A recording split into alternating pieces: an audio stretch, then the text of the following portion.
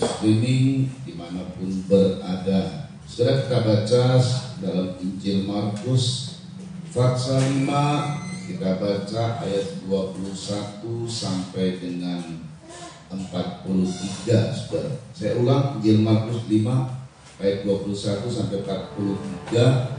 Kita akan baca bersama-sama ayat-ayat ini, saudara ya, secara bergiliran.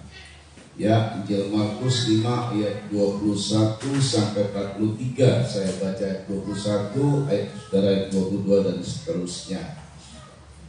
Oke, disiapkan ya. Oke. Sesudah Yesus menyeberang lagi dengan perahu, orang banyak berbondong-bondong datang lalu mengerumuni dia sedang ia berada di tepi danau. Saudara, datanglah seorang kepala rumah ibadat yang bernama Yairus. Ketika ia melihat Yesus, dan memohon dengan sangat kepadanya, anakku perempuan sedang sakit, hampir mati. Datanglah kiranya dan letakkanlah tanganmu atasnya, supaya ia selamat dan tetap hidup. Lalu dia Yesus dengan orang banyak berbondong-bondong dia dan berdesak-desakan. Adalah di situ seorang perempuan yang sudah 12 tahun lamanya menderita pendarahan.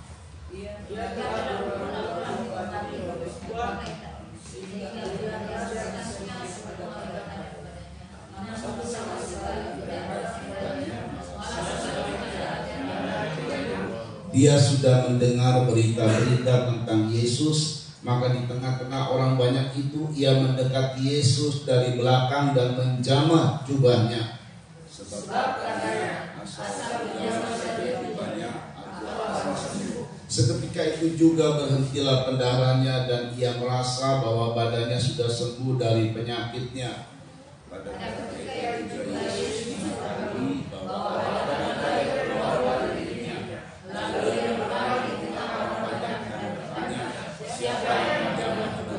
murid-muridnya menjawab, engkau melihat bagaimana orang-orang ini berdesak-desakan dekatmu dan engkau bertanya, siapa yang menjamah aku?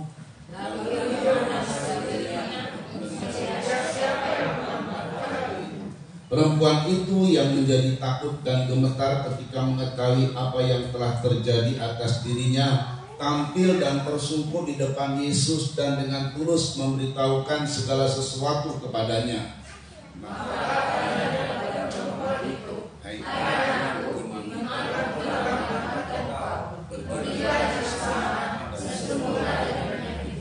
Ketika Yesus masih berbicara, datanglah orang dari keluarga kepala rumah ibadat itu dan berkata, anakku sudah mati, apa perlunya lagi engkau menyusah-nyusahkan guru?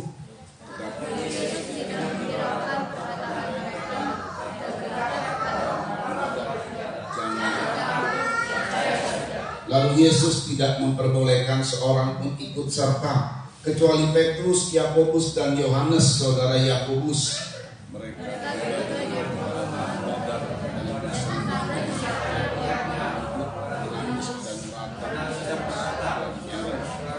Sesudah ia masuk, ia berkata kepada orang-orang itu, mengapa kamu ribut dan menangis? Anak ini tidak mati, tetapi tidur.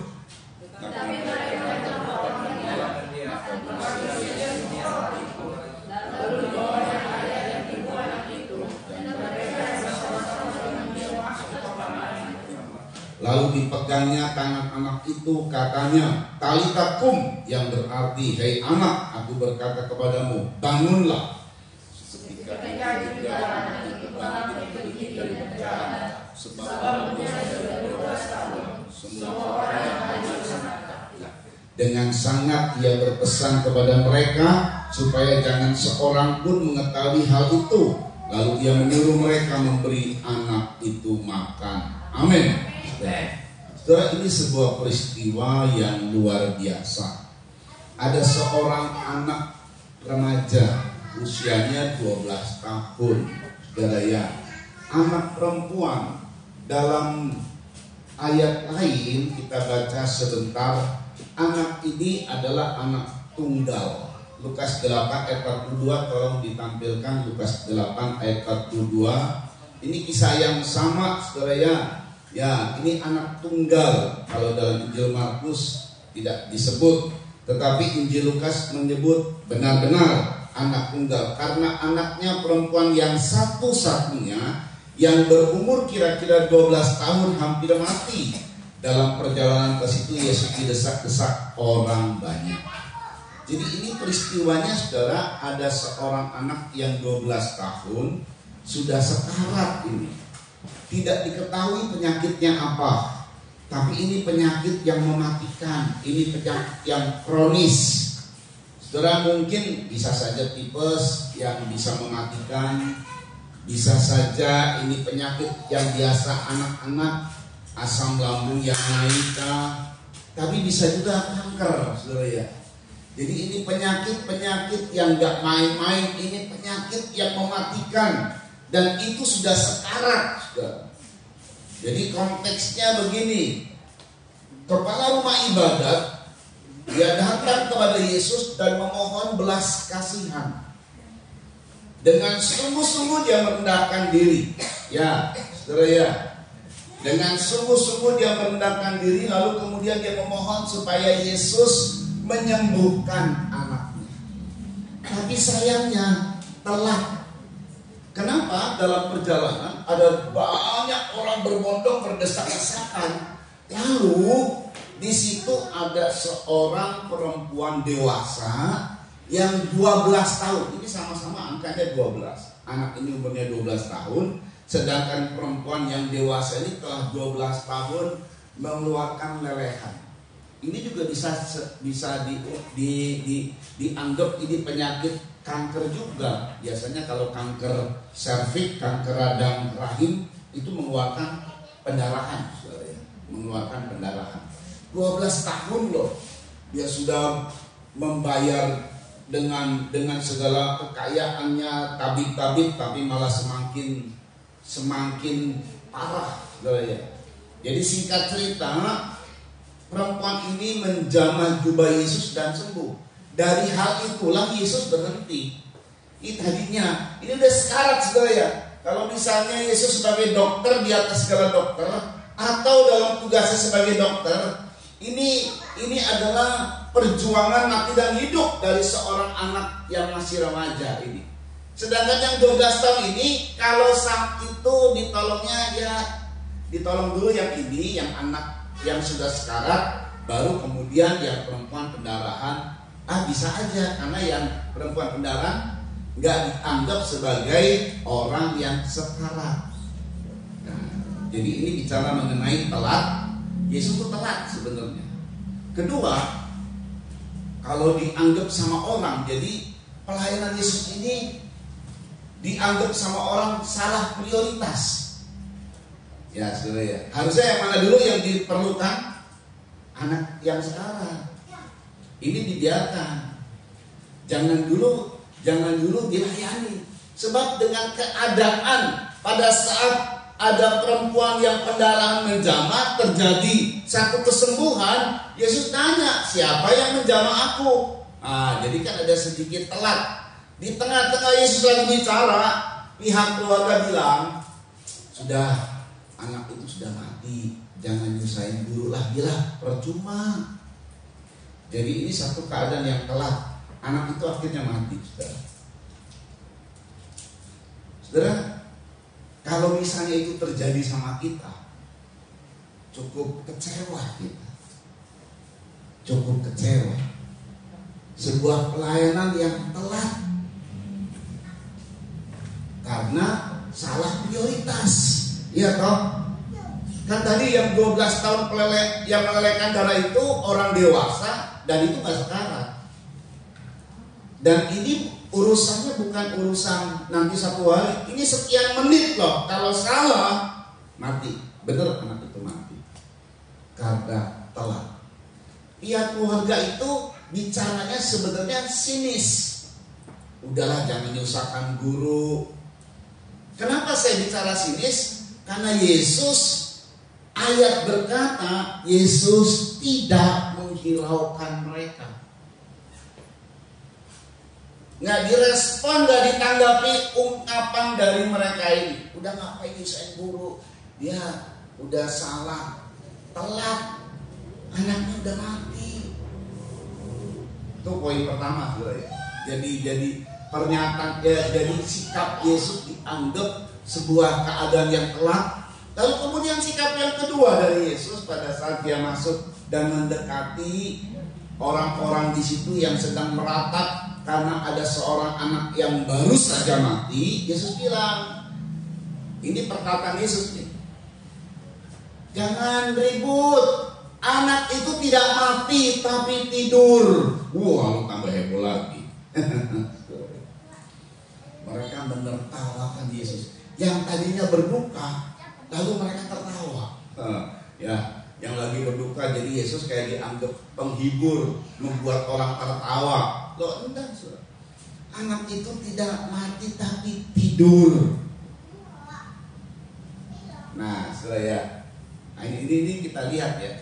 Jadi keadaan ini sebenarnya ditujukan kepada Yairus. Yairus ini adalah seorang kepala rumah tangga. Yairus ini adalah orang yang membutuhkan Yesus seperti kita membutuhkan Yesus. Kenapa? Karena kita punya masalah. Masalahnya bukan masalah main-main. Kalau untuk Yairus, dia punya anak yang merupakan harapan dia, saudara. Sebab anaknya cuma satu. Dia pun perempuan, tapi itu harapan Yairus yang besar. Anak yang satu ini yang sedang puber 12 tahun, aduh masih terhitung masih muda, saudara ya. Sekarat. Yairus datang menyembah Tuhan, tersungkur dan merendahkan diri. Siapa Yairus ini? Yairus ini adalah seorang kepala rumah ibadah. Apa saudara? Kepala rumah ibadah. Nah, saya mau kasih tahu nih, dia adalah pengatur dari penguasa sinagog. Kalau di Israel rumah ibadat itu dinamakan sinagog, saudara ya. Dia ini pengatur dan tugasnya itu untuk memilih seseorang yang baca kitab.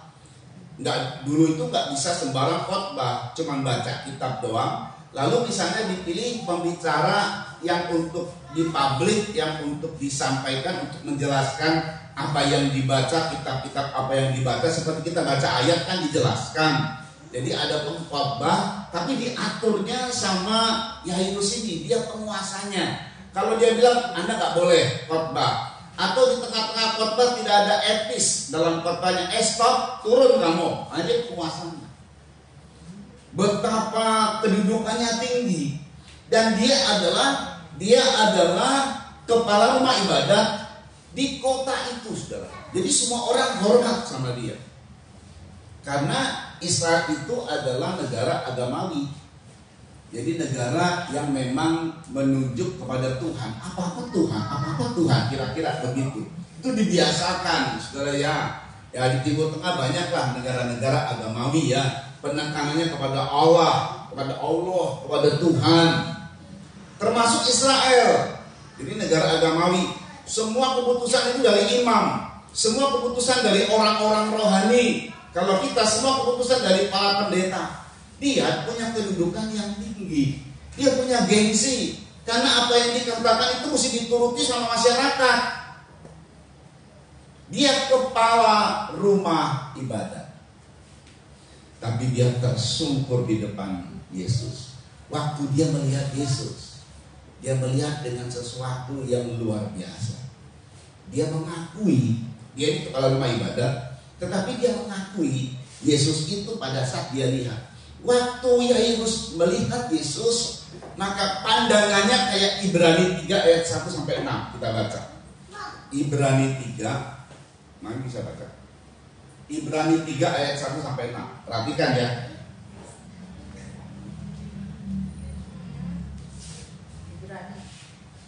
Ibrani 3 ayat 1 sampai 6. Sebab itu hai saudara-saudara yang kudus, yang mendapat bagian dalam panggilan surga. Yang mendapat bagian dalam panggilan surga ini ditujukan buat kita semua. Perhatikan. Pandanglah kepada rasul dan imam besar yang kita Pandanglah. Lihatlah kepada rasul dan imam besar yang kita akui, yaitu Yesus. Perhatikan siapa itu Yesus? Yang setia kepada Dia, yang telah menetapkannya. Terus? Sebagaimana Musa pun setia dalam segenap rumahnya. Ya, perhatikan lagi. Sebab Dia dipandang layak mendapat kemuliaan lebih besar daripada Yesus itu dipandang layak mendapat kemuliaan lebih besar daripada Musa. Terus, sama seperti ahli bangunan. karena Yesus adalah ahli bangunan, terus lebih dihormati daripada rumah yang dibangun. perhatikan ayat 4. Sebab setiap rumah dibangun oleh seorang ahli bangunan. Ya.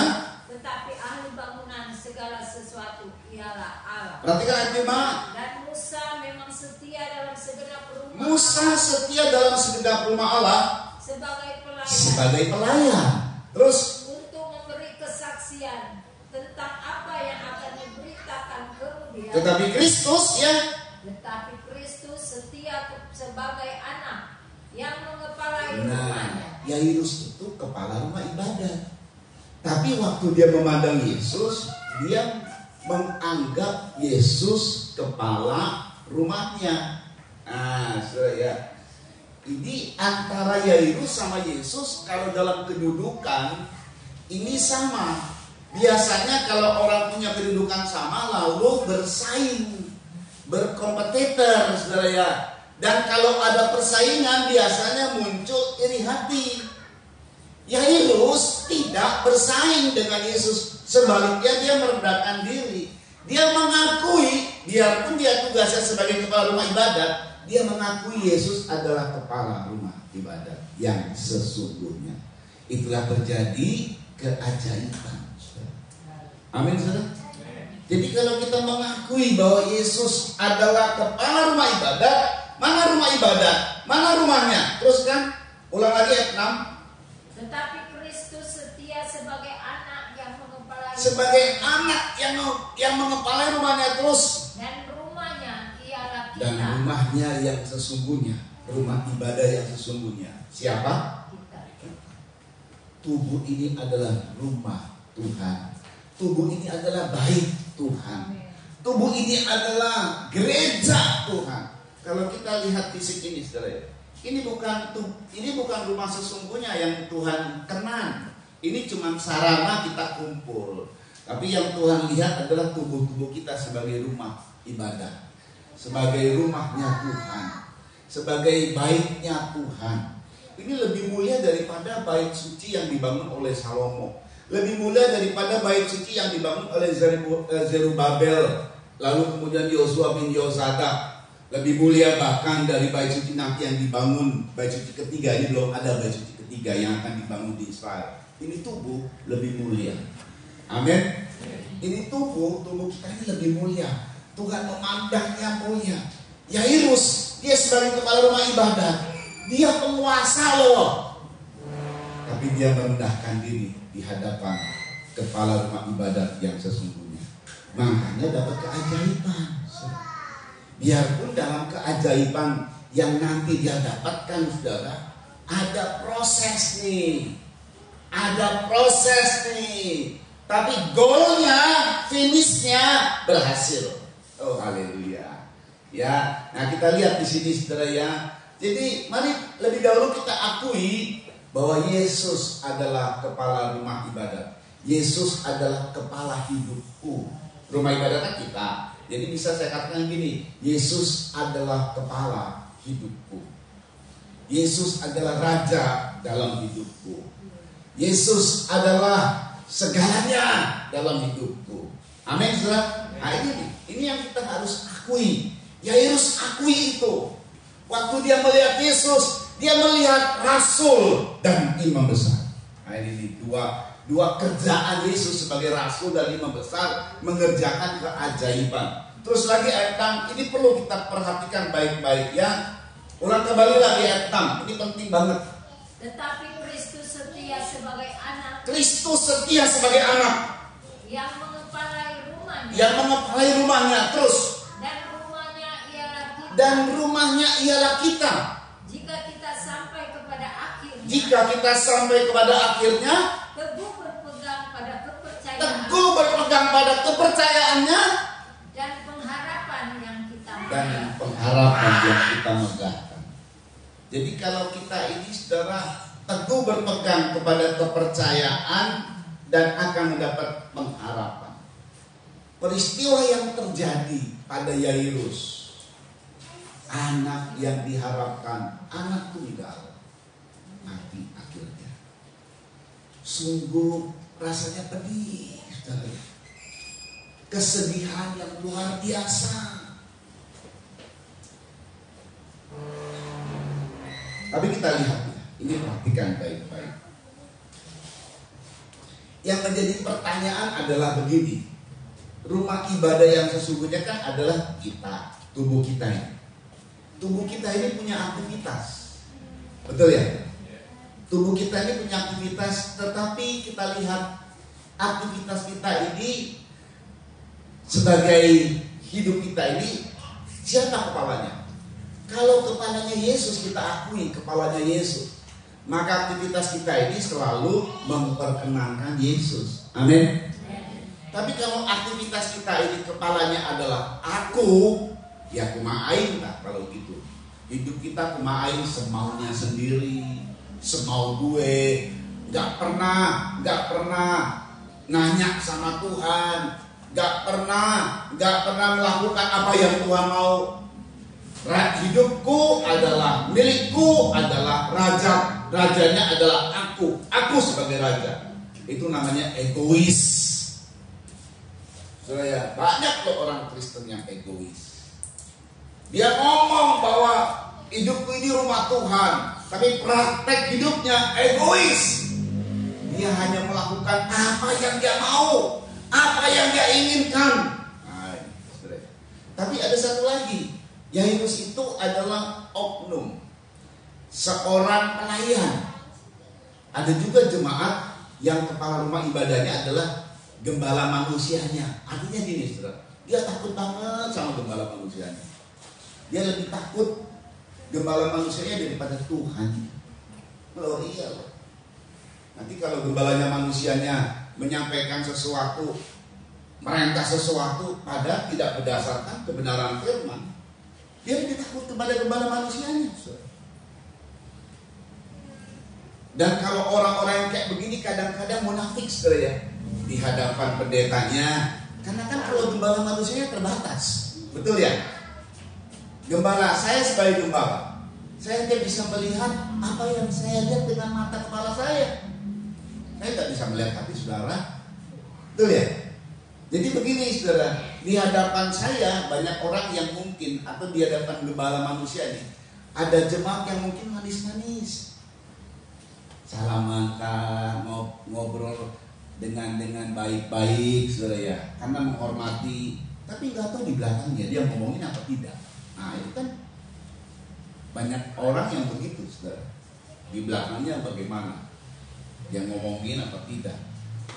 Kalau gembala manusia, kalau kita kepala rumah ibadatnya sebagai gembala manusia, kita bisanya kenanya munafik, saudara. Banyak munafik yang kita alami. Tapi kalau kita mengakui dia sebagai Yesus sebagai kepala rumah ibadatku, maka di mana kita berbuat dosa ya nggak bisa. Oh dia ngeliat kok. Jadi pada orang yang seperti ini ada rasa takut akan Tuhan. Amin saudara. Takut akan Tuhan. Dia selalu ke gereja ya baik, di luar gereja ya baik. Dia selalu hidupnya menyenangkan Tuhan. Tuhan yang disenangkan. Nah orang-orang yang kayak begini saudara ya, akan diberkati oleh Tuhan, akan diberikan keajaiban oleh Tuhan. Yairus sebagai kepala rumah ibadat, dia datang kepada Tuhan.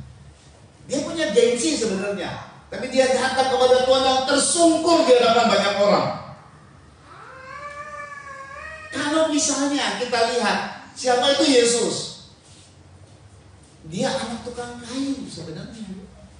Gak ada urusan dengan yang namanya imam. Sebab kan yang dipandang sama Yairus kan Yesus itu imam besar dan rasul. Dia itu keturunan siapa? Suku mana? Yesus? Yehuda. Gak ada suku Yehuda yang memiliki gelar imam. Yang memiliki gelar imam itu adalah suku apa? Lewi. Jadi Yairus pun tahu bahwa Yesus ini suku Yehuda. Dia lebih bergengsi. Jadi kalau orang-orang di Israel yang suku Lewi itu orang-orang yang top. 2009 saya ke sana. Jadi kalau orang-orang suku Lewi itu memang sengaja ditandai, dan itu memang dibuat dari mulai kecil itu ditandai. Punya cabang yang panjang. Itu suku-suku Lewi. Adanya di Yerusalem mereka. Mereka ini dihormati dari suku yang lain karena mereka adalah yang dekat dengan Tuhan. Mereka percaya doa-doa mereka itu akan dijawab oleh Tuhan dan memberkati bangsa Israel. Jadi suku ini suku yang dihormati, saudara. Dan suku ini juga adalah suku yang dibayar sama pemerintah. Gede, setiap orang dapat gaji. Kerjanya cuma doa, baca Zabur, Mazmur, kitab-kitab dibaca. Seringnya adanya di tembok Yerusalem, di tembok ratapan, saudara. Mereka kumpul dan itu ada giliran. Wah, kelompok mana. Israel juga ada, suku-suku yang lain juga ada. Cuman inilah yang akan memimpin. Jadi mereka dihormati. Kayak kita aja ya di Indonesia nih ya. Siapa tuh imam? Kan ada yang imam di Indonesia ya, imam dari pihak seberang ya. Kadang-kadang kelompok mereka ini biarpun di penjara hormat gitu kan. Kadang-kadang hormatnya lebih hormat daripada ke presiden, lebih hormat ke imam ini. Nih kelompok-kelompok yang radikal nih, saudara ya. Apa yang dibilang sama mereka ini pengen dilakukan, seperti mati syahid segala macam. Padahal melanggar institusi, melanggar hak manusia, hak asasi manusia, melanggar aturan pemerintah. Tapi saking hormatnya, ya kayak begitu, saudara. Yesus ini suku Yehuda, tapi dia tersungkur. Dia lihatnya lain, saudara. Dia lihat Yesus lain, dia ini imam besar. Makanya terjadi keajaiban yang luar biasa. Karena matanya terbuka, saudara. Mata rohaninya terbuka. Sudah kita lihat. Tetapi tidak serta-merta begitu saja. Seorang yang bernama Yairus, dia berkata begini. Kita baca, yuk kita baca itu dulu. Ini awalnya dia punya harapan besar kepada Yesus. Injil Markus pasal 5 tadi ya. Injil Markus pasal 5 ayat 22-23, yuk dibaca nih, perhatikan. Seorang yang bernama Yairus, yang sudah terbiasa memimpin dalam kerohanian, yang sudah terbiasa, ia punya iman, saudara ya. Tapi apa yang terjadi? Yuk. Markus 5 ayat 22. Datanglah seorang kepala rumah ibadat yang bernama Yairus. Ketika ia melihat Yesus, melihatnya yang tadi saya bilang karena matanya tercelik, dia melihat Yesus itu imam besar dan rasul. Terus bersungkurlah ia di depan kaki. Dia melihat Yesus adalah kepala rumah ibadat yang sesungguhnya.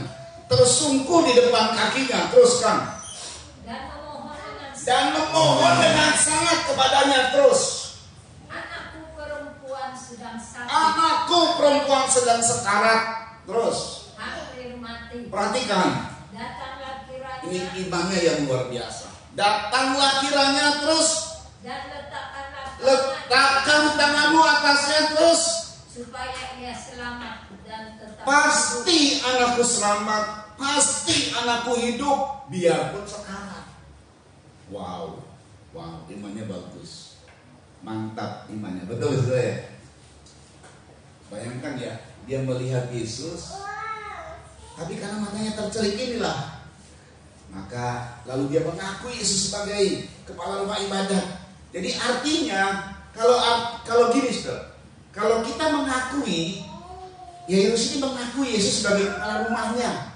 Siapa rumahnya? Kan kita, ya toh. Kalau misalnya rumahnya adalah milik Yesus Kristus, tubuh kita ini milik Yesus Kristus, kita mengakui. Jadi Yesus bilang nih, misalnya nih di rumah kita ini atau hidup kita, Di rumah kita misalnya ya, ada orang yang bilang ini rumah saya. Oh iya, memang ini rumah kamu gitu. Misalnya seperti saya kan pinjam rumah, ya datanglah Kosinlay gitu kan ya. Aduh kursinya nih nggak boleh di sini nih, coba digantilah kursinya atau tuker kursinya yang tempatnya di sini ke sono. Karena ini rumahnya dia, ya saya ikut, betul ya. Jadi apa yang diinginkan oleh yang memiliki rumah kan kita mesti ikut, betul nggak saudara ya? Biarpun tahunan saya ada di situ, kursi ditempatkan di sini, kursi yang sana mebel ditempatkan di sana misalnya. Tapi karena kehendak dari yang pemilik rumah ya saya ikut. Kan gitu saudara ya. Betul kan? Nah sama juga dengan ini Yairus. Perhatikan. Sebenarnya Yairus punya harapan besar. Yesus pasti akan menolong dia dan menyembuhkan anaknya yang sekarang. Tapi dalam perjalanannya lain. Tiba-tiba di tengah perjalanan, ini dia. Ada orang yang tadi kita bacakan, ada perempuan yang pendarahan itu menghambat jalannya Yesus. Dia lagi jalan.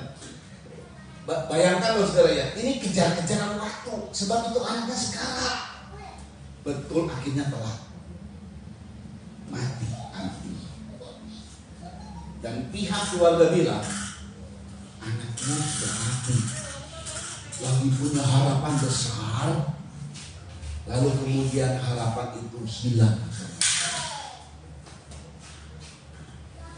Dia punya harapan besar kalau Yesus tumpang tangan waktu lagi sekarat sembuh. Tapi sekarang anaknya mati. Nah, kita lihat ya. Aduh, ini sebetulnya dari si Yairus ini, aduh sedih banget. Dia tidak berkata begini, anakku pasti akan sembuh. Seandainya pun dia mati, pasti bangkit. Nggak ada tuh harapan yang begitu. Yang di otaknya adalah, yang di pikirannya, yang dia rasakan adalah, lagi sekarang Tuhan tumpang tangan, selamat pasti hidup. Tapi ini mati, lain kisahnya kalau mati.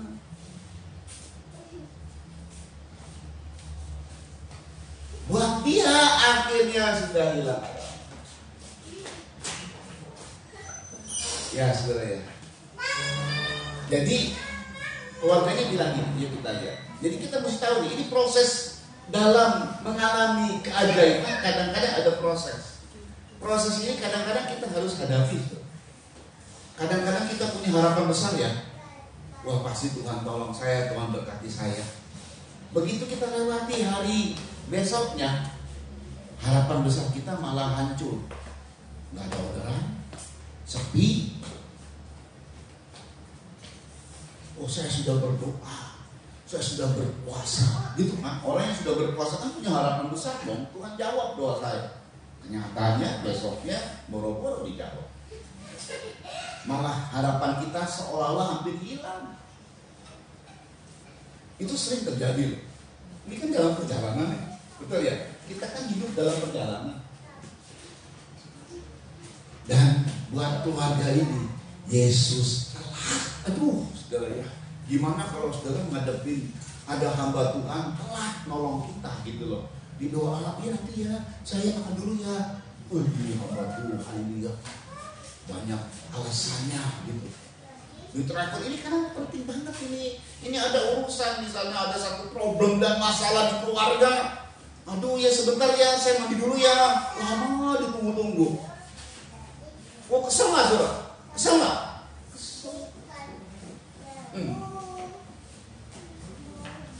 Menjanjikan iya, tapi telat saudara. Kesel kita, pasti kesel. Nah itulah sebabnya pihak keluarga ngomong begini. Yuk dibaca. Pandangan keluarga ini ngomong begini. Ini ngomongnya sih sebenarnya sinis. Ayat 35 yuk. Sinis nih ngomongnya nih. Ada dua pandangan keluarga terhadap Yesus, terhadap pelayan Tuhan ini. Yesus kan dianggap guru, pelayan Tuhan. Yuk. Markus 5 ayat 35. Ketika Yesus masih berbicara, datanglah orang dari keluarga. Lagi berbicara dengan perempuan yang tadi lelehan darah disembuhkan itu loh. Ini terhambat memang. Lalu datanglah orang dari pihak keluarga kepala rumah ibadat terus berkata gimana? Anakmu sudah mati. Anakmu sudah mati. Terus apa perlunya lagi engkau mengusaha-usaha? Apa perlunya lagi kita undang guru, doain, udah mati. Udahlah, nggak usah. Ah gitulah kira-kira. Terus Tapi Yesus tidak menghiraukan. nah itulah kenapa dianggap ini sebuah ejekan, karena Yesus tidak menghiraukan. Lalu kemudian apa yang dikatakan Yesus?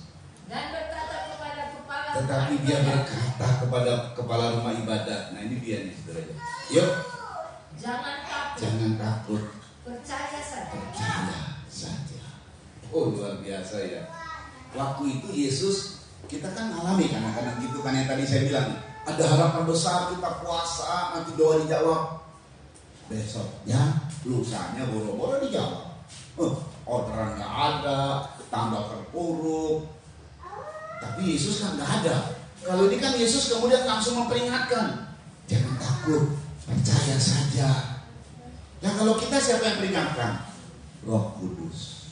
Amin. Di hati kita kan berkata begini, percaya saja. Tuhan gak biarkan anak-anaknya lalu kecewa, tidak. Harapan kita yang kepada Yesus akan digolkan sama Tuhan. Akhirnya dapat loh, asal percaya saja. Roh Kudus mengingatkan kepada kita, tenang, percaya saja. Saudara kebayang nggak orang waktu Yairus sudah mengharap besar, kemudian anaknya mati karena telat. Ya kayak kita misalnya ya di rumah sakit, itu anak sebenarnya bisa ditolong, tapi karena dokternya telat datang, mati tuh anak-anak kita tuh mati. Kira-kira gimana saudara? Bisa marah-marah di rumah sakit ya. Bisa obrak-abrik rumah sakit, tendang. Kayak gitu sebenarnya. Panik, sedih. Tapi Tuhan bilang kepada Yairus, percaya saja. Makanya Yairus ini benar-benar dia mengaku Yesus adalah kepala rumahnya. Dibuat yang begitu, buatnya nggak salah. Oke. Telat. Tapi pihak keluarga enggak. Marah-marah lah kira-kira. Udah gak usah diundang lagi guru, ngapain? Udah suruh pulang aja, kira-kira kasarnya kan gitu. Udah mati. Ya seperti tadi dokter, udah gak usah lah, udah mati dokter, udah balik aja sana. Kemana Sandra? Itu loh yang kesel saudara ya, sampai kesel. Yang kedua saudara ya, ini Yesus ini buat pihak keluarga ini. Pihak keluarga ini mempengaruhi nanti banyak orang. Memang tidak ada omongan di situ. Tapi kok kayak kurang berhikmat ya. Gak mengambil prioritas. Harusnya kan lebih dahulu. Jadi kalau ada yang nahan dia jalan terus gitu loh. Jalan terus. Ini kok dia layani dulu perempuan yang lelehan darah. Makanya mati di sana. Ini Yesus gak berhikmat. Kalau ada pilihan, prioritasnya yang satu sekarat, yang satu bisa dilayani nantilah, masih juga sehat-sehat kok. Ambilnya yang sekarat dong, pasti yang ditolong yang sekarat, betul kan? Betul kan? Itu seluruh logika manusia begitulah. Kalau kita orang manusia nih, ada hal yang sangat urgent, yang bahaya banget. Ini kurang bahaya, ya kita nolongnya yang bahaya banget, kita kasih yang bahaya banget dong, yang bisa mati, yang gak ada harapan ini. Ini namanya hikmat, betul kan? Bisa memilih-milih. Ini kan gak berhikmat. Ini menurut mereka. Gak tahu apa yang Tuhan buat berarti salah gak kira-kira? Ayo. Kira-kira salah gak? Dia telat dan tidak berhikmat dianggapnya. Salah gak? Gak mungkin salah. Yairus sudah mengakui bahwa Tuhan adalah kepala rumah ibadah. Rumah ibadat adalah hidupku dan keluargaku. Kalau Tuhan bilang buat telat, nggak salah. Bersyukur. Amin. Kalau Tuhan buat prioritasnya bukan buat anaknya dulu, orang lain diprioritaskan, bersyukur tetap. Itu Yairus. Itu itu orang yang benar. Itulah hidup yang bisa akan mengalami mujizat. Kita kadang-kadang, Tuhan, kuserahkan hidupku bagimu. Tapi waktu Tuhan ngatur kita, saudara, kita ngomel-ngomel, sungut-sungut. Kok Tuhan gini sih? Kok Tuhan gini? Loh, katanya sudah diserahkan hidupnya untuk Tuhan. Lalu waktu Tuhan koreksi kita, waktu Tuhan bereskan benahi hidup kita, gak enak memang dibereskan, dibenahi itu gak enak. Tapi supaya kita teratur, supaya rapi, supaya bagus, supaya dapat mujizat. Kita ngomel-ngomel, kok gini ya? Oh, saudara ya. Nah ini, Yairus betul-betul dia taklukkan dirinya untuk kehidupan, untuk apa saja yang Tuhan mau lah. Gitu, saudara ya. Akhirnya datang, kewajiban kita datang.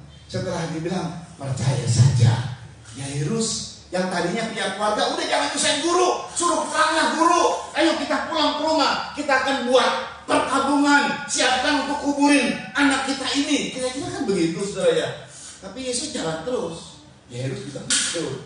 Kan Yesus tak pulang, Yesus tak balik lagi, enggak. Dia terus jalan sampai di rumah. Nah ini saudara. Cuma waktu pas dia jalan, dia berkata begini, jangan banyak orang deh.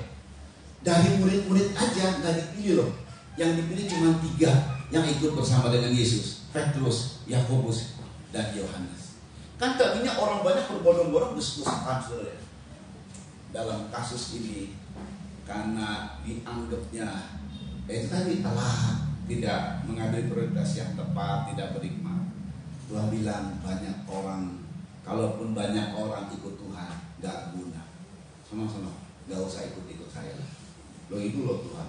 Kadang-kadang kalau kita lihat yuk, ada gereja bedak-bedakan, hebat banget ya. Katanya banyak orang juga mudah terpengaruh. Termasuk 9 murid nggak dibawa sama Tuhan. Jadi kalau yang namanya kuasa kebangkitan ini, kuasa ini kuasa yang dahsyat sebenarnya. Orang nggak bisa ngerti. Saudara, nggak usah. Bagi Tuhan banyak orang, kuantitas pengikutnya banyak, nggak penting bagi Tuhan. Yang penting adalah biarpun sedikit, asal percaya. Amen. Percaya. Dan terbukti dengan percayanya Yairus. Jadi Tuhan bilang, sudah, ini murid-murid kok yang saya perhatikan. Sebab gak taunya pengaruh ini bisa ngejek. Nah ini pihak yang tadi berbondong-bondong yang ada bersama dengan Yesus ya. Sekarang pihak yang ada di rumah duka. Nah Tuhan menyampaikan statement, pernyataan. Ini namanya firman. Tuhan menyampaikan firman. Yuk kita baca. Sampai di rumah, ini perkataan Yesus ya. Kita baca yuk. Di ayat 37 ya. Yuk dibaca ayat 37. Lalu Yesus tidak memperbolehkan seorang. Ya, pertama Yesus tidak memperbolehkan semuanya, terus kan? Ikut serta. Ya. Kecuali Petrus, Yakobus, dan Yohanes yang ikut serta. Yang lain nggak boleh. Nggak guna juga. Petrus, Yohanes, Yakobus ikut saya. Jadi cuma sedikit. Jadi semua stop di situ, yang berbondong-bondong stop, termasuk murid-murid yang 9 orang di stop sama Tuhan. Banyak orang juga nggak guna kalau nggak percaya. Jadi tinggal Petrus, Yohanes, Yakobus, Yesus, dan kemudian bapak serta ibunya anak ini. Sedangkan pihak keluarga kan memang sedang mengarah ke rumah duka. Mereka persiapkan di rumah duka, saudara. Sampai di rumah Yairus, orang pada ribut dan menangis. Kemudian Tuhan bilang gini, yuk teruskan. Mereka tiba di rumah kepala rumah ibadat. Ya, sekarang itu rombongan yang satu sudah disaring sama Tuhan. Sono, berhenti kamu lah. Banyak-banyak gak guna. Karena gak percaya. Sekarang datang ada rombongan lain. Ini rombongan berduka, saudara. Yuk. Dan di sana dilihatnya orang-orang ribut. Ya, orang ribut. Saya nggak ngerti ini ribut kenapa ya. Mungkin ini dikubur di mana nih? Kan bapaknya nggak ada, saudara. Ini siapa nanti yang ngurusin? Dia kan ke rumah ibadat gitu kan ya. Lama amat sih, wah ini kan gak kayak teleponan kayak kita, langsung telepon gitu loh. Nah ini gimana ya? Orangnya gimana ya? Kan cari-cari tahu sebenarnya. Terus ribut, terus apa lagi? Menangis. Iya. Iya, ada meratap dan butet gitu kan. Kan masih kecil. Terus sesudah ia masuk, ia berkata kepada orang-orang itu, iya. mengapa kamu ribut? Mengapa kamu ribut? Nangis, terus Dan menangis, terus anak ini tidak mati. Anak ini tidak mati. Wah, kacau. Tetapi tidur. Waduh. Kalau misalnya saya ngomong di tengah-tengah adanya duka, orang ini nggak mati, cuma tidur. Disambit kayaknya saya. Anak ini tidak mati, tapi tidur. Terus tetapi mereka menertawakan dia. Oh, yang tadi nangis malah tertawa kebalikan. Wah, Yesus dianggap kayak ini leluconnya. Stand up komedi kayak calon tong. Lagi nangis terus jadi tertawa. Mertawakan dia, mengejek Yesus. Terus maka diusirnya semua orang itu. Nah, Tuhan bilang, enggak guna. Sono, pergi. Diusir sama Tuhan. Hebat ya kuasanya ya. Nah, buat Yairus terserah deh. Itu rumah dia loh. Kan gak enak dong. Tiba-tiba orang asing ngusir-ngusir orang-orang yang lagi meratap. Rasanya gak ada kode etik gitu kan ya. Pergi kata Yesus. Sana pergi. Padahal Yairus ini adalah yang ngurusin tentang pembicara. Ini kan mau ada pembicara. Dia sebagai pengkhotbah. Yesus kan sebagai pengkhotbah. Tapi gak ada kode etik. Malah dia yang ngusir. Sana, sana, mana yang tersalah sana. Pergi. Tapi Yesus menyerahkan kepada Tuhan. Karena dia merasa rumah tangganya, kepalanya adalah Tuhan. Terserah Tuhan mau terjadi keajaiban. Nah itu dia, mantep guys. Terus ini menarik banget ya. Terus lalu dibawanya ayah dan ibu anak itu. Nah jadi cuma itu aja, nggak perlu banyak orang. Kita nggak begitu banyak orang. Cukup asal percaya, sedikit asal percaya, udah sedikit nggak percaya, diusir lagi sama Tuhan. Ini nggak perlu banyak orang, asal percaya. Tuhan itu memang nggak ngumpulin banyak orang, karena ada ayat berkata begini. Yuk dibaca Injil. Wih mengerikan loh. Ini ayat saudara kalau kita baca nih, ini mau terjadi sekarang. Matius 22 ayat 14. Marilah kita menjadi orang yang dipilih sama Tuhan. Matius 22 ayat 14 yuk. Matius 22 ayat 14. Sebab banyak yang dipanggil, tetapi sedikit yang dipilih. Biar kita menjadi orang pilihan Tuhan. Biarpun sedikit, nggak apa-apa. Tuhan nggak taunya, nggak melihat jumlah, kuantitas, tapi melihat kualitas. Kita menjadi orang pilihan Tuhan yang tetap percaya di tengah-tengah banyaknya proses. Ini prosesnya tidak enak, saudara. Orang menganggap Yesus telat, orang menganggap Yesus tidak berhikmat, orang menganggap Yesus aneh. Dia tidak mati, tapi tidur. Tapi saya mau kasih tahu sama saudara. Ini kira-kira saya mau nanya sama saudara, pernyataan Tuhan benar atau tidak? Anak ini tidak mati, tapi tidur. Pernyataan Tuhan benar atau tidak? Benar. Sebab bagi Tuhan, orang-orang yang mati dalam Kristus itu tidak mati. Mati itu artinya pisah selama-lamanya. Itu yang namanya mati. Mati itu adalah kematian kedua. Itu masuk neraka. Itu yang namanya mati. Jadi kalau anak-anak Tuhan yang meninggal dalam Kristus, secara fisik memang mati meninggal, tapi dianggap sama Tuhan tidak mati. Tidur atau istirahat. Jadi kita nggak boleh terlalu berlarut-larut sedih. Inilah maksud dari Tuhan. Yuk kita baca dalam Wahyu. Jadi kalau ada orang-orang yang menganggap bahwa orang-orang yang mati, saudaranya yang mati, anaknya yang mati, kakeknya yang mati, kakaknya yang mati, orang tuanya yang mati, entah dia udah usia tua ataupun masih muda, mati. Bagi Tuhan itu istirahat. Karena ini matinya dalam Tuhan, matinya dalam Kristus.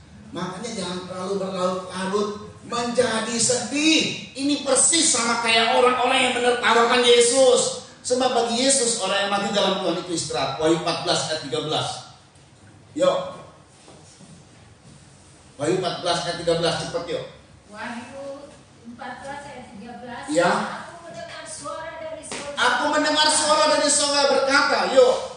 Tuliskan. Berbahagialah orang-orang mati yang mati dalam Tuhan. Berbahagia loh. Orang-orang yang mati dalam Tuhan, entah dia masih anak, entah dia seorang pelayan Tuhan yang dipakai Tuhan, tiba-tiba dalam usia yang masih muda meninggal, justru mereka berbahagia. Terus sejak sekarang ini teruskan. Sungguh kata roh. Ini sungguh kata roh. Ini benar-benar nggak main-main. Ini kesungguhan. Ini sungguh-sungguh ini. Yuk. Supaya mereka boleh beristirahat. Iya, supaya mereka istirahat tidur. Terus dari deri lelah mereka. Terus. Karena segala perbuatan mereka menyertai. Iya, jadi kalau ada orang yang merasa kehilangan karena kematian anak-anak, kematian orang yang dikasih, kematian orang tua, kematian sanak famili saudara, yang mati dalam Tuhan ya, yang mati dalam Tuhan. Tapi orang ini berlarut-larut sedihnya. Ini sama persis kayak orang-orang yang menertawakan Yesus. Sebab kalau misalnya Yesus ada di tengah-tengah duka, ada dukanya, baru-baru saja ada duka cita, saudara ya. Ada seorang anak yang meninggal masih muda. Ada seorang pelayan Tuhan yang meninggal masih terhitung relatif muda. Yang dekat-dekat juga dengan kita gitu kan ya. Bahkan saya juga kehilangan dengan rekan saya, baik itu sama hamba Tuhan maupun di Golden Land Ministry. Yang tadi saya bilang, yang di Golden Land Ministry itu karena kelak dokternya. Duh, rasanya kurang ajar tuh dokter. Karena telah Tuhan dokternya. Kalau seandainya ditindak cepat, hidup dia sampai sekarang. Itu pemikiran saya, saudara. Tapi kan semua kehendak Tuhan yang jadi. Nah, saudara ya, rasanya pada saat di tengah-tengah itu, di tengah-tengah duka, kalau Yesus hadir di situ, Yesus bilang gini, itu tidak mati tapi tidur. Itu pasti diejek, enak aja tidur. Kalau tidur kan sebentar lagi bangun dong gitu ya. Mana tidur lama? Memang buat Tuhan tidur. Sebab satu kali mereka akan bangkit dari antara orang mati, dan lebih dahulu mereka, baru kita diubah kalau kita masih hidup di dunia ini. Jadi kalau ada orang yang sampai sekarang ini masih berduka gara-gara kematian orang Kristen, anak-anak Tuhan, ini gak sepakat sama Tuhan. Ini namanya menertawakan Tuhan juga seperti orang-orang itu. Amin, saudara. Ya saudara, ikhlas. Gak boleh kehilangan. Di surga kok. Saudara ya. Nah, orang-orang yang kayak begini nih diusir sama Tuhan. Sama-sama pergi. Nggak ngikut firman, nggak sepakat sama Tuhan. Tuhan bilang ini nggak mati tidur ini. Memang saudara secara fisik betul-betul mati, memang mati. Tapi Tuhan bilang tidur. Khusus buat anak ini, maka Tuhan persis seperti apa yang diinginkan oleh Jairus. Asal kau pegang saja, tanganmu menjamah atau pendeknya nyentuh sama anakku yang lagi sekarat, sembuh dia dan hidup. Ini udah mati, Tuhan pegang. Tetap Jairus kita dipegang sama Tuhan. Hidup. Tali takum, hidup dia. Wow. Tadinya harapannya sudah hancur, hilang harapan, saudara ya. karena masalah besar nggak bisa ditolong, putus asa. Banyak orang yang putus asa kemudian bunuh diri. Yairus tidak. Keadaan kita mungkin punya keadaannya kayak begitu, harapannya sudah hancur, aduh sudah nggak ada jalan keluar, sudah buntu semua. Di tengah-tengah tidak ada harapan, Tuhan beri harapan baru, kuasa kebangkitan namanya. Makanya Tuhan ingatkan, asal percaya, asal percaya. Di tengah-tengah Yairus, sebenarnya bayangin ya, ini antara Yairus dan istrinya lagi masuk, dan mereka ini tadinya kan di luar, lalu mereka ada di dalam suasana duka, anaknya loh yang meninggal. Ini kalau saya bayangkan ya, istrinya, ibunya dari anak ini, itu pasti kayak gini saudara ya, ini pemikiran saya ya. Kalau Tuhan tidak segera ngomong, dia tinggalin Yesus lagi ngomong-ngomong gimana, wah dia langsung masuk, butet anakku, gitu kan, nangis kejar-kejar, lo serius lo, betul ya? Tapi Yesus bilang tidak, kamu di sini. Dia udah ngomong sama orang, ini masih dalam, mereka masih di situ lagi ngobrol. Yang ini lagi nangis-nangis. Tuhan bilang itu nggak mati tidur. Ini ibu ini setelah dia tahan, Yairus ditahan karena dia selalu menyerah kepada Tuhan. Apa sih perintah Tuhan berikutnya? Makanya Tuhan usir semua. Ayo Yairus, nih ayo ibu sini. Ayo 3 murid ayo sama-sama, ayo masuk. Jadi mereka aja yang masuk. Tuhan pegang, tali takut, bangkit langsung. Seandainya dia punya penyakit kanker yang membuat dia sekarat, plus sembuh itu penyakit. Iya, kalau ada kebangkitan itu sembuh dengan penyakitnya. Seandainya dia punya penyakit yang tadi saya sebut, segala penyakit yang kronis yang membuat dia mati, sembuh semua. Bukti kesembuhan itu anak ini mau makan. Sebab semua penyakit saudara akan membuat kita tidak nafsu makan. Semakin lama tubuh kita semakin berkurang, dan lama-lama ya mati kalau nggak makan. Anak ini makan, dan itulah yang luar biasa. Aduh, sungguh luar biasa ya. Tuhan tuh cari ya orang-orang ya yang simpel sebenarnya, yang percaya sama Tuhan, yang percaya sama Tuhan. Amin. Kalau kita sudah menyatakan statement, pernyataan, Tuhan aku percaya kepadamu, ada proses yang kita alami. Setelah kita punya harapan besar karena percaya tadi doa dan lain sebagainya, ada proses yang kita alami.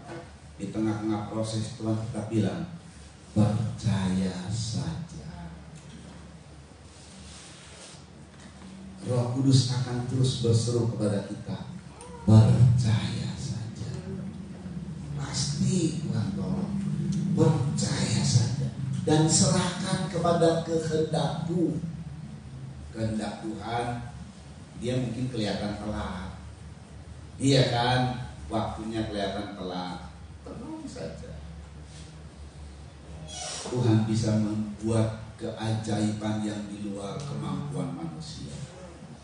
Kehendak Tuhan mungkin dia kurang berhikmat, mungkin tidak ada etis rasanya. Yang tadi saya bilang, dianggapnya tidur padahal udah mati. Tapi percaya saja kepada kehendaknya. Kalau memang kita akui bahwa dia adalah kepala dari hidupku, dia yang memegang hidupku, berserah saja sama Tuhan. Apapun yang akan dikerjakan sama dia, pasti ujungnya untuk kebaikan kita. Ada mujizat di situ, ada pertolongan Tuhan, ada keajaiban. Yuk kita datang sama Tuhan. Haleluya, hatiku percaya. Yuk pemain musik cepat yuk. Kita nyanyi ini, kita bersyukur. Yang ikut live streaming, ingat ya, percaya saja. Percaya saja. Tuhan pasti tolong kita semua. Tuhan pasti tolong kita semua. Luar biasa Tuhan kita Yesus Kristus. Percaya saja. Ya, tolong siapkan lagunya. Hatiku percaya. Haleluya. Indah sekali.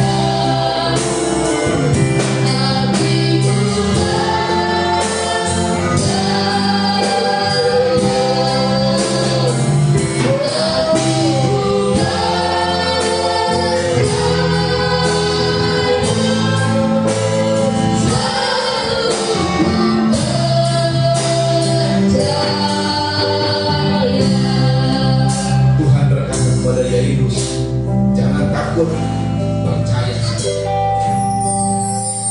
Sedangkan orang mencibir tentang pekerjaan Tuhan, mencibir tentang Tuhan sebagai pelayan karena dianggap telat dan tidak berhikmat.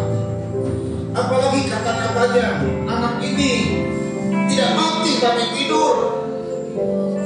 Tapi Tuhan ingatkan kepada Yesus, percaya saja. Tuhan ingatkan kepada kita di tengah-tengah proses yang kita alami, di tengah-tengah keterpurukan, di tengah-tengah harapan besar tetapi kita tidak mendapatnya. Tapi Tuhan bilang percaya saja. Haleluya, haleluya. Harapan besarmu akan terjadi. Doa-doamu akan dikabulkan.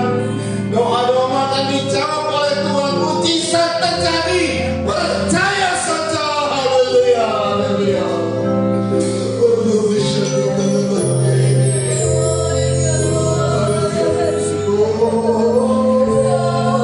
Hatiku percaya dengan lembut bisa nyanyi. Hatiku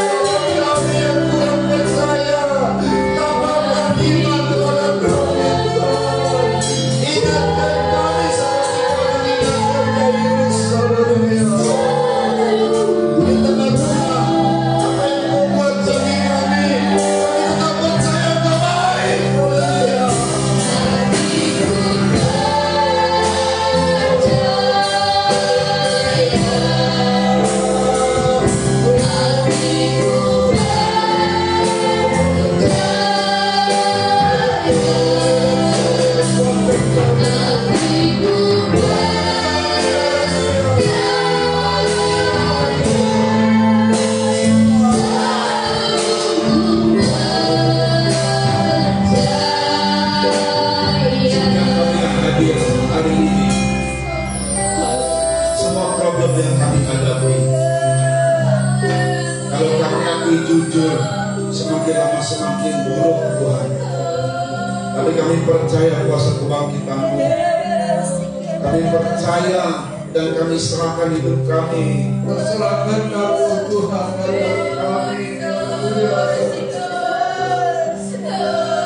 Inilah hidup kami. Apa yang Kau inginkan dalam kehidupan kami Tuhan, terserah kehendak Tuhan dan kami. Kami percaya kepada-Mu. Ujungnya adalah kebaikan bagi kami. Ujungnya adalah kehidupan, kebangkitan, ada kuasa yang besar, mujizat terjadi. Terima kasih Bapa, termasuk juga yang ikut ibadah online. Mereka yang mengalami dalam keadaan sakit Tuhan sembuhkan. Tuhan kuatkan mereka dalam keadaan problem dan masalah hidup. Tuhan buka jalan dalam nama Yesus, mujizat terjadi. Terima kasih Bapa yang baik. Terima kasih. Kau berkati semua yang hadir sekarang ini. Kau berkati keluarga di sini yang menyanyikan tempat ibadah. Kau berkati keluarga yang menyanyikan pastori Tuhan. Kau berkati seluruh jemaat Tuhan. Haleluya. Demikian juga Tuhan, Kau berkati pemerintah Kecamatan Pegadaian ini, Kabupaten Subang, Provinsi Jawa Barat, dan tanah air yang kami cintai Indonesia, serta Pak Jokowi dan Pak Maruf Amin dengan para menteri yang ada. Mereka adalah orang-orang yang berdiri atas Indonesia, yang membela Indonesia, yang bertugas mengabdi sebagai pengabdi, abdi negara bagi Indonesia, yang memajukan Indonesia. Oh Tuhan, berkati mereka, satukan hati mereka Tuhan, termasuk juga dengan wakil-wakil rakyat di legislatif, yudikatif, eksekutif, bersama juga dengan haleluya yang bergerak di bidang hukum, KPK, TNI, Polri, Densus 88, Badan Intelijen, dan semua Tuhan Yesus, supaya mereka bisa mendapatkan perlindungan dari Tuhan saat mereka membongkar kasus-kasus besar. Haleluya, gebong-gebong narkoba, sindikat, mafia, terorisme, semuanya terbongkar dan dihukum sesuai dengan hukum yang berlaku. Kami kalau luput dari hukum dunia, kami mau hukum surga bertindak. Ada nama Tuhan ditakuti di bumi Indonesia ini. Beri kekuatan kesehatan bagi presiden kami Tuhan sampai selesai tugas di 2024. Tuhan tolong juga pemilu supaya damai dan aman. Haleluya. Dan nama Tuhan dipermuliakan di Indonesia ini. Terpujilah nama Yesus Kristus. Tuhan Yesus, kalau sebentar kembali ada di sini, kami kembali ke rumah kami masing-masing, sampaikan dengan selamat, dengan tidak kekurangan sesuatu apapun. Dan bagi yang ikut online, mereka diberkati di rumah-rumah mereka. Nama Tuhan dipermuliakan. Kami angkat doa kanan kami menerima berkat dari Tuhan. Saudara-saudara dikasih oleh Tuhan, terimalah anugerah, cinta kasih sayang dari Bapa yang sungguh sangat mengasihimu. Kasih karunia lewat kuasa pendamaian rohaninya serta pimpinan kekuatan kuasa Roh Kudus menjadi milikmu saudara-saudara. Dari sekarang ini sampai Tuhan datang kali yang kedua, bahkan sampai selama-lamanya. Dalam nama Tuhan Yesus Kristus, mempelai pria sorga dan imam besar yang kami puja-puji selalu, kami alaskan doa ini. Haleluya. Haleluya.